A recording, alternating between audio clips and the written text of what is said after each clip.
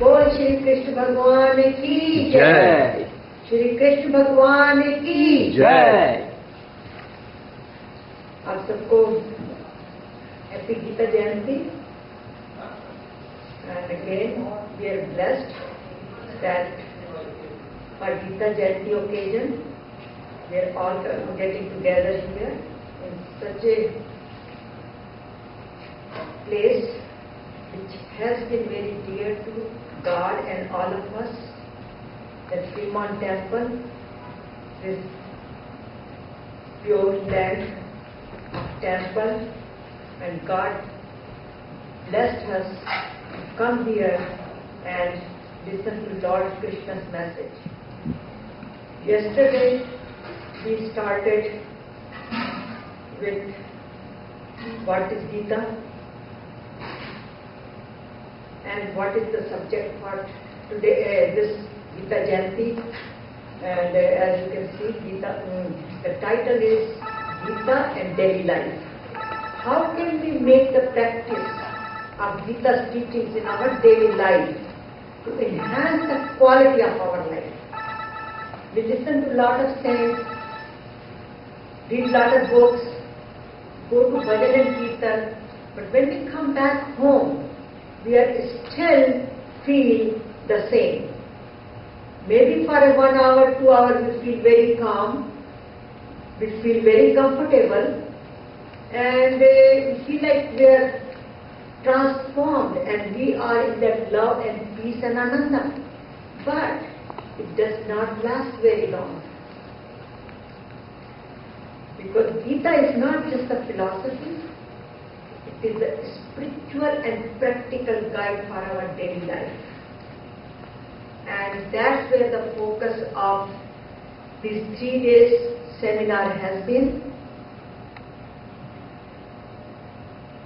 So yesterday we talked about what Bhagavad Gita is, and it just for your interest, since you missed it, I will just go and play a few slides here. As you can see, it is Gita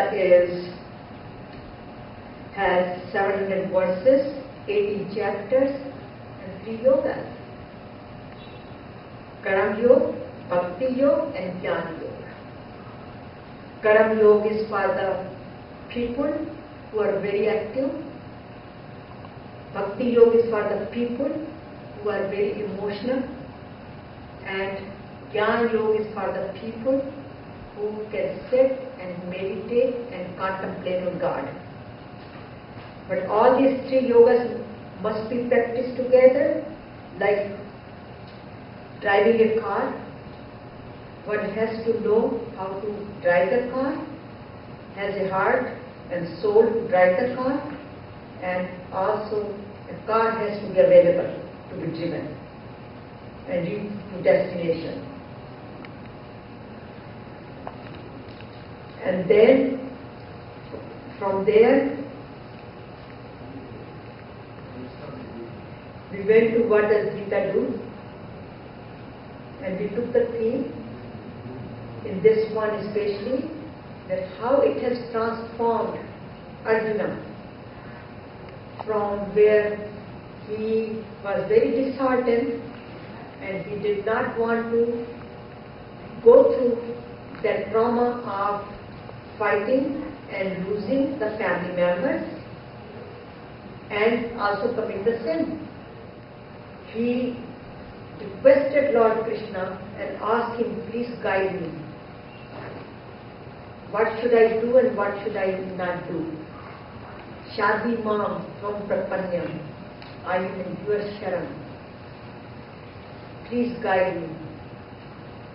Shishyasteham Shadi Mam Tvam Prapanyam, I am your disciple, please guide me. Actually, this is such a beautiful verse. In fact, it is more like a mantra, that when we are looking for some advice, at that time, if we are confused and pray to Lord Krishna with this particular verse, and even if this is a little bit longer verse, but it's worth remembering it, and it's so beautiful. Katpanya dosho pahat sabhava. Pashyami tvam dharma sammucheta. Yachhasayisyami brui tanme. Shishyaste ham shadi mam tvam prapanna. Please guide me. Please guide me. I am your disciple. And believe it or not, Lord Krishna is so merciful. With these prayers, we will get the answer. But the problem is, even though Gita teaches us how to get out of the miseries, how to transform ourselves, but the question then becomes, that we listen to so many sayings, so many times we have listened to Gita. Then what happened? Why can't we be so happy? Because we all want to live in love, peace and Anandam. That's Chit Ananda. Why can't we recognize it? Why can't we experience that? Because when we read Gita, I can share my experience with you, I did not understand. The philosophy is so deep that it's very difficult to understand unless you really merge into it. Once you merge into it, it starts talking to you. You don't even have to go deeper and deeper. It gets into your deep system anyhow. So question is how to study Gita. I'm just going a few slides because I'm just repeating from yesterday. Again, made it more convenient for today to follow. So how to read Gita or how to study Gita? Gita is not just to read, only reading part of it. It's good to know the theoretical knowledge, because without knowing the theoretical knowledge we cannot understand. Doctor cannot go and practice unless he goes to medical school. He studies, and then he goes and practices it. He does not qualify for it before he practices it. Therefore, Gita also, or any other knowledge we do, we have to have a theoretical knowledge about it, and then we should contemplate on it. And keep practicing. Unless we practice it, if we want to learn swimming, we cannot just learn swimming just by studying it. We have to dive in the swimming pool in order for us to learn the swimming. Similarly, Gita is, unless we practice it, we cannot experience it. So how to practice it, or how to make it simple to study? Just read only 1 to 3 verses. This is Swami Hariharji Maharaj's advices, and contemplate during the day and practice it, where body, mind and soul, heart, all is involved in that. And then we have to do Nitya Yukta Upaste. We have to do every minute of our life. We cannot just read it, put it away and then go and do the other things. Whatever we study, we have to practice it during the day. But when we study, any time of the day, when we have doubt, when we feel dejected, when we are fearful, or we just want to relax. So how to practice the teaching?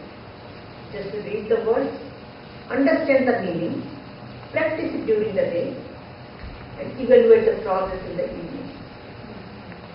As I said yesterday, just take any word like Adreshta Sarva Bhutana, and if we do not feel in love with everybody, anytime we feel jealous, just recite that word, and during the day monitor yourself whether we are feeling any jealousy or not, and if we do, we should just simply practice it, not to repeat it. And practice it until we feel satisfied, and then take the next verse of it.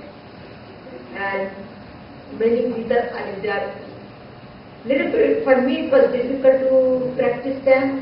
So in order for me to understand, I had to put lot of flowcharts, lot of figures, and then I understood. So what does Gita teach us? Gita teaches us how to remove our doubts and confusion, how to develop the discrimination and make the decision, and then perform our duty, and God's grace will help us to perform our duty as it did to Arjuna. He taught Gita to Arjuna, but then Arjuna is the one who realized that his duty as a Kshatriya is to establish the righteousness, and therefore at the end when Lord Krishna asked him, did you understand my teachings?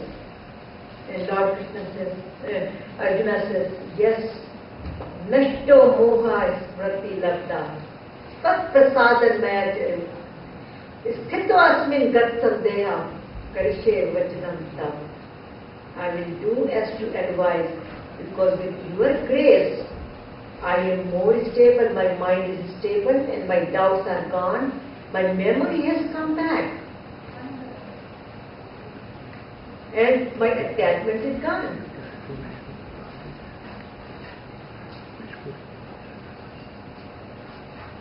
So Lord Krishna tells him, Arjuna, in order for you to practice my teachings, right now your mind is very disturbed. You have to calm down. You have to calm down. And Arjuna says, how can I calm down? And Lord Krishna says, to calm down, you have to practice samadvayo uchate, that union of you and me can only be attained once you come to balance and your mind is calm. And then he asked Lord Krishna, then how should I do that? Lord Krishna says, transcend. Transcend from your attitude. Transcend from your limitations, which in Gita it is called gunas. We have to transcend from our gunas qualities, tamasic, rajasic, sattvic. And that's where we left it yesterday. More description of what was tamasic, what was rajasic, what was... And in simple, tamasic is the one which hurts others. The one which gives taklif to others, that's tamasic. Rajasic is the one which is more like a kingdom kind of life, shy life, food, which is very fattening, very shy food.